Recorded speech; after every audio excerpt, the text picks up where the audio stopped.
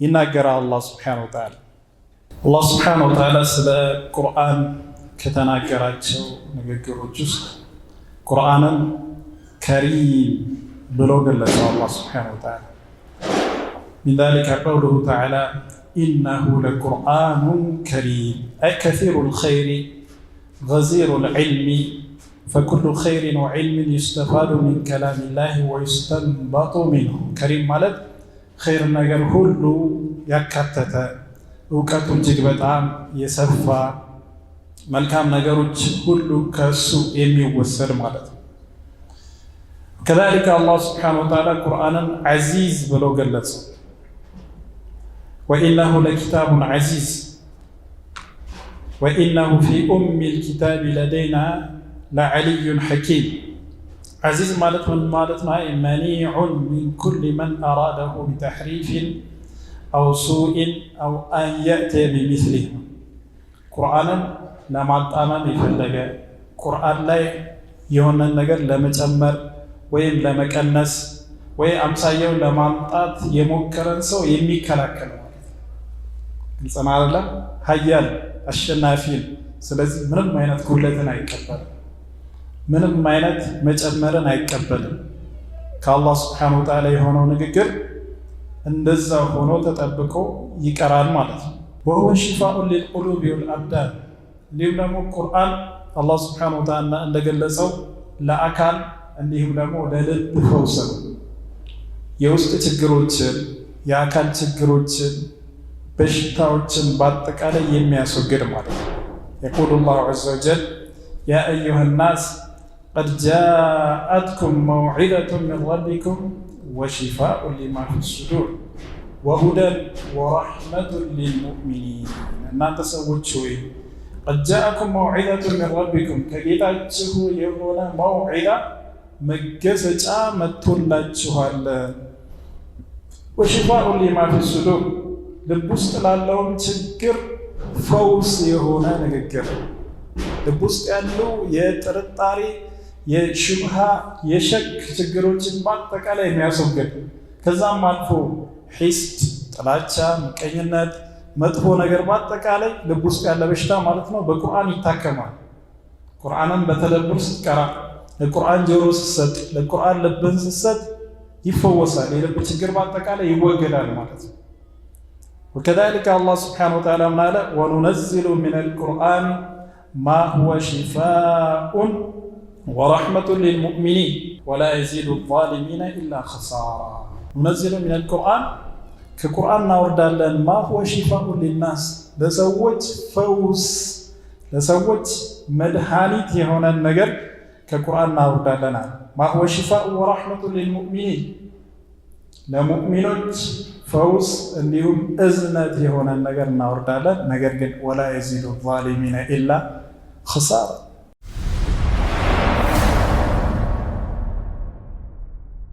ዛሊሞችን ግን ክስረትን እንጂ ሌላ አይጨምርላቸውም። ይቅድም እንዳሳለፍ ነው ቁርአን የሚጠቀምበት ማን ነው? አማኞች ናቸው። ለአላህ እጅ የሰጡ የአላህን ሱብሓነሁ ወተዓላ ንግግር ያከበሩ ያደመጡና የተገበሩበት እነሱ ይፈወሱበታል። ልባቸው ይድናል፣ አካላቸው ይድናል። በቁርአን ሙስተቂሞች ይሆናል፣ የተስተካከሉ ሰዎች ይሆናል። ነገር ግን ዛሊሞች ከሆኑስ ራሳቸውን የበደሉ ቁርአንን የማይሰሙና የማይከተሉ ከሆነ ግን ለእነሱ ክስረትን እንጂ ሌላ ምንም አይጨምርላቸውም። ስለዚህ ቁርአን ቃቢል ተቀባይ ይፈልጋል፣ የሚቀበል ልብ ይፈልጋል። የሚቀበል ልብ ካለ ትፈወስበታል። ቁርአን አድማጭ ከሆንክ፣ ተከታይ ከሆንክ፣ አማኝ ከሆንክ ሰውነትህም ልብህም መንፈስህም ሁሉ ነገር ይፈወሳል። ሙስተቂም ትሆናለህ ቢኢዝኒላሂ ተዓላ። አላህ ሱብሓነሁ ወተዓላ ስለ ቁርአን ከተናገራቸው ንግግሮች ውስጥ ምን ይላል? አላሁ አለዚ ነዘለ አሕሰነል ሐዲስ ኪታበን ሙተሻቢሀን መታኒ ተቅሸዒሩ ሚንሁ ጁሉዱ አለዚነ የኽሸውነ ረበሁም ሱመ ተሊኑ ጁሉዱሁም ወቁሉቡሁም ኢላ ዚክሪላህ ዛሊከ ሁደላህ የህዲ ቢሂ መን የሻእ ወመን ዩድሊልላሁ ፈማ ለሁ ሚን ሃድ። አላህ እሱ ነው እጅግ በጣም ያማረን ንግግር ያወረደው። አላሁ አለዚ አንዘለ አላሁ አለዚ ነዘለ አሕሰነል ሐዲስ እጅግ በጣም ያማረን ንግግር አወረደ ይላል። አልኢማሙ ሰዕዲ ተፍሲራቸው ላይ ይህንን ሲፈስሩ ምን አሉ? يخبر تعالى عن كتابه الذي نزله أنه أحسن الحديث على الإطلاق، فأحسن الحديث كلام الله، وأحسن الكتب المنزل من كلام الله هذا القرآن. كالله سبحانه وتعالى نجكروج الله كورناجا نجكروج كل مرت ويامرو يه قرآن. وإذا كان هو الأحسن علم أن ألفاظه أفصح الألفاظ وأوضحها. ይህ ማለት የሚያስረዳን ምንድነው? ንግግሩ እጅግ በጣም ግልጽ የሆነ ቃላቱ አሰካኩ ጭምር እጅግ በጣም የተዋበ ነው። وأن معانيه أجل المعاني መልእክቱ የላቀ መልእክት ነው። ውስጡ ያዘለው መልእክት እጅግ በጣም የላቀ لأنه أحسن الحديث في لفظه ومعناه። ምክንያቱም أحسن الحديث እጅግ በጣም ያማረ ንግግር የተባለው ቃሉም ትርጉሙም ንግግሩ ብቻ ሳይሆን ውስጡ ያዘለው ማዕና መልእክቱን ጭምር ነው። ሙተሻቢሃን ፊል ሑስኒ ወልኢዕቲላፍ ወዐደም ልእኽትላፍ። እንዲሁም ደግሞ የተመሳሰለ በውበቱ የተመሳሰለ ሁሉም ተመሳሳይ ነው። አንዱ ከሌላው ጋር የሚጋጭ አይደለም፣ የሚስማማ እንጂ ማለት። የቁርአን መልእክት ከፋቲሃ እስከ ሱረቱ ናስ ድረስ አንድ አይነት ነው። አንዱ ከሌላው ጋር ሊጋጭ አይችልም። ወለው ካነ ሚን ዒንዲ ገይሪላሂ ለወጀዱ ፊሂ اختلافا كثيرا كالله سبحانه وتعالى ውጭ ቢሆን ኖሮ ብዙ ግጭቶችን ያገኙ ነበር አለ አላህ سبحانه وتعالى። ከአላህ ስለሆነ ግን ምንድነው ሙተሻቢህ ፊ ሑስኒሂ ማለት በውበቱ በሲሐው በሐቅነቱ የተመሳሳይ ከፋቲሃ እስከ ሱረቱ ናስ ድረስ ማለት ምንም አይነት ግጭት ምንም አይነት ጉድለት አይገኝም ማለት።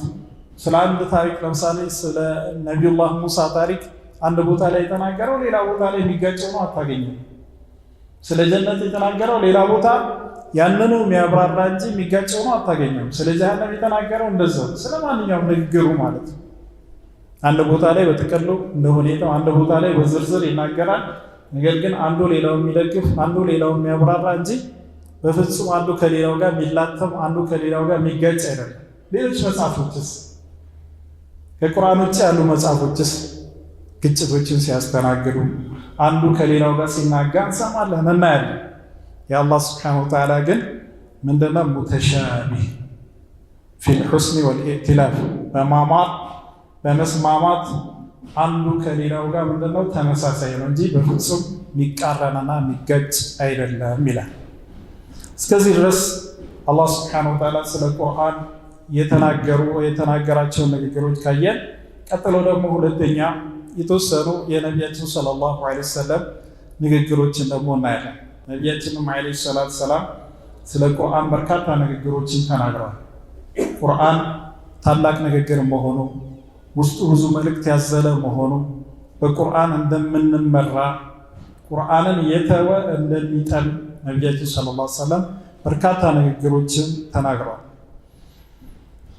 ከሐዲሶች ውስጥ ለምሳሌ ثبت في صحيح ابن حبان عن أبي شريح الخزاعي رضي الله عنه قال: خرج علينا رسول الله صلى الله عليه وسلم فقال: أبشروا وأبشروا أليس تشهدون أن لا إله إلا الله وأني رسول الله؟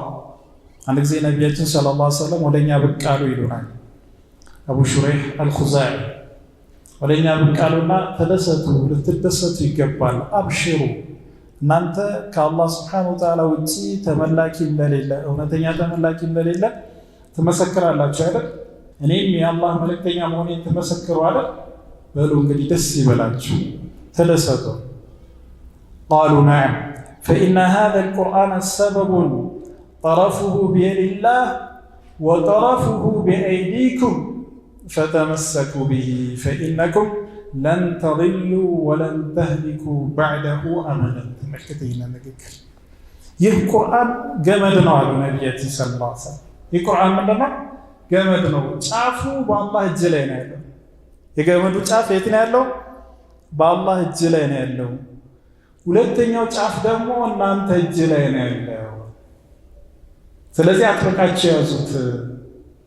ያንን አጥብቃችሁ ከያዛችሁ ፈጽሞ ልትጠሟችሁ ጽናደለ የአላህ Subhanahu Wa Ta'ala ሐብሉላህ አልመቲን ነው ጠንካራ የአላህ ገመድ እሱን የያዘ በዛ ገመድ ላይ የተንጠላጠለ ከገደሎች ከቅጣቶች ከፊተኖች ከሹብሃቶች በአጠቃላይ ይድናል ምክንያቱም የገመዱ ጫፍ ማን ላይ ነው አሉ ነብያችን ሰለላሁ ዐለይሂ ወሰለም የአላህ እጅ ላይ ነው አላህ ነው የያዘው ጫፉን ደግሞ ወደ እናንተ ነው የለቀቀው ያንን አጥብቃችሁ ያዙ እሱን ከያዛችሁ ፈጽሞ አጠሙማል ይሄ ሐቅ ሰማራላ ቁርአንን የተረዳ ሰው የቁርአንን ትእዛዝ የፈጸመ ሰው ክልከላውን የራቀ በቁርአን የተመራ ለቁርአን የሚገባውን አክብሮት የሰጠ ይቃናል እንጂ አይጠመም ማለት ነው ወደ ሂዳያ ወደ ጀነት ወደ አላህ Subhanahu Wa Ta'ala ውዴታ ይሄድ እንጂ ፈጽሞ ወደ ጥመት ወደ ገደል ወደ ጀሃነም ሊሄድ አይችልም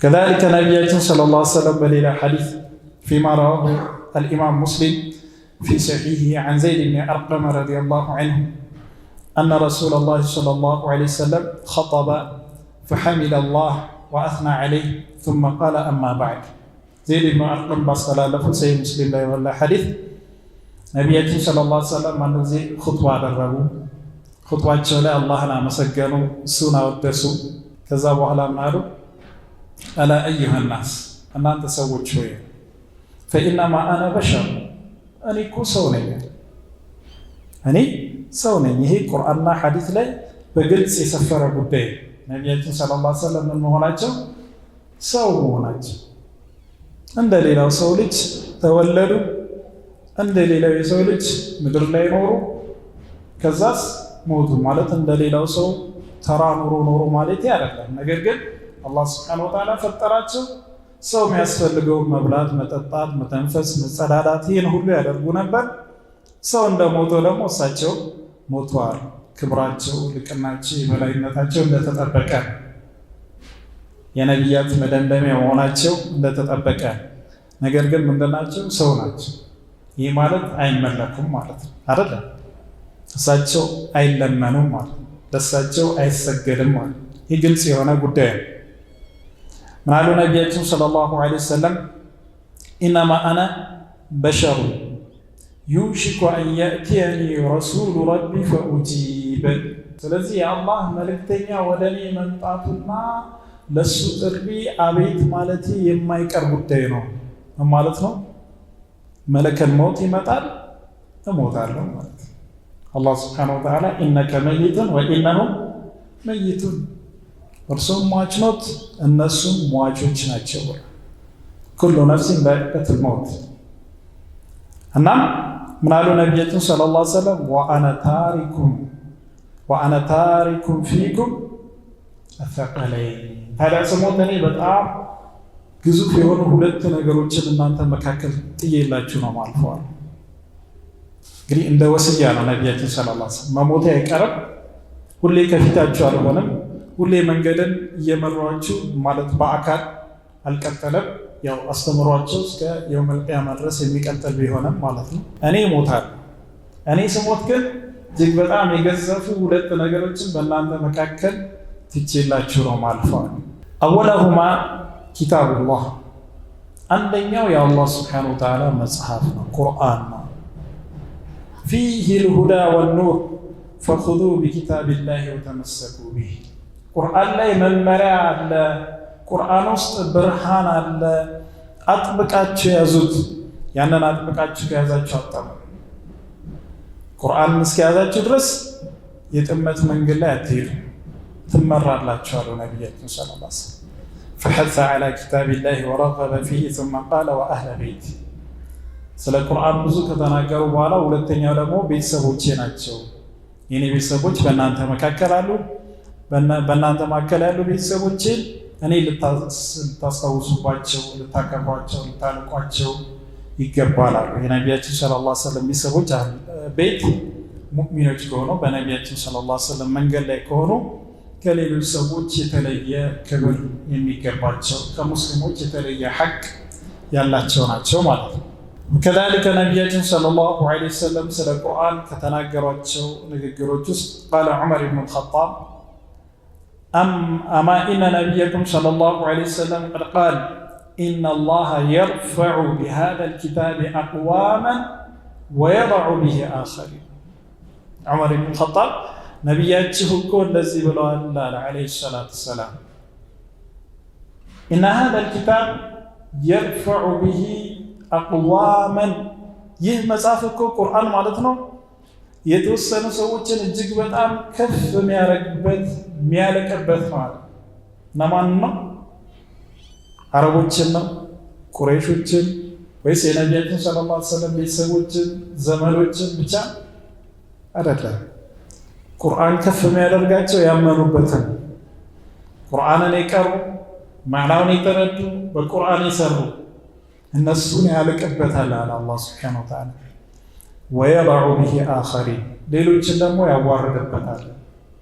የቁርአንን ጠላቶች ለቁርአን ጆሮ የማይሰጡ በቁርአን የማይመሩትን እነሱን ዝቅ ያደርግበታል፣ አማኞችን ደግሞ ከፍ ያደርግበታል አሉ ነቢያችን ዓለይሂ ሰላቱ